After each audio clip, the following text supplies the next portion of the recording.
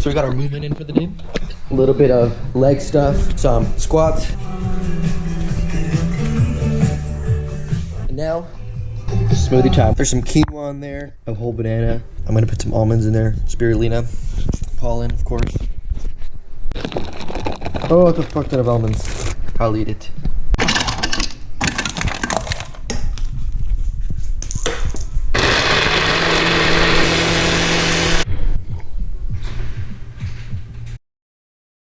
What's up, Aaron? So I wanted to just make a video about some updates in my life and talk about the goals that I have been holding on to since the new year and goals that I intend to add. The next thing I'm going to get into is why old orcas are still part of the pod when they're well past the reproductive age. The answer, as it turns out to be, is speculation from researchers, but I think there's still some cool possibilities for what that could be. So first off, it is March 20th, 2020, and that means I'm 3 months and 20 days into cold showers every day.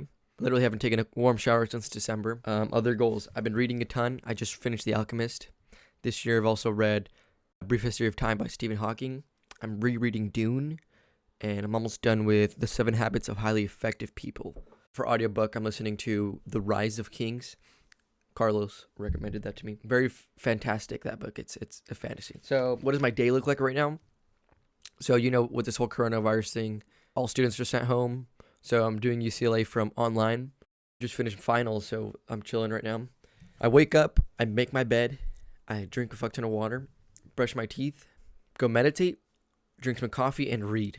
And then maybe by like 9, I'm ready to do some things. And right now we have like the mat set out. So we have kettlebells and some dumbbells all set out, so you're just so motivated to just like hop on there and just start practicing kicks or like swinging a kettlebell around. My parents have been working out too, doing a lot of yoga. Check out this quote that I heard or that I read today from The 7 Habits of Highly Effective People. Wisdom is your perspective on life, your sense of balance, your understanding of how the various parts and principles apply and relate to each other. It embraces judgment, discernment, comprehension. It is a gestalt or oneness, an integrated wholeness. Stephen R. Covey. I thought that was like one of the best definitions of wisdom that I've ever heard. One question I had for you. Do you think that wisdom can be learned from a book? I would personally say, of course it can. And I think that's why books are so critical in order to grow yourself as a person. You look at a book like The 7 Habits of Highly Effective People, it shows you like, wow, you know, these are things that make me a good communicator and a good functioning social being. I definitely see myself learning from this guy's lifetime of knowledge, you know. Another thing, Dune, like that has so much wisdom in every single paragraph. There's a reason I read it last year around this time and I'm already reading it again.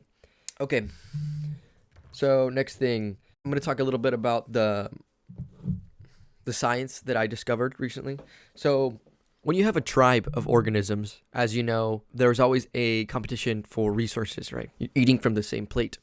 So one interesting thing that you see in the animal kingdom is the lack of old females.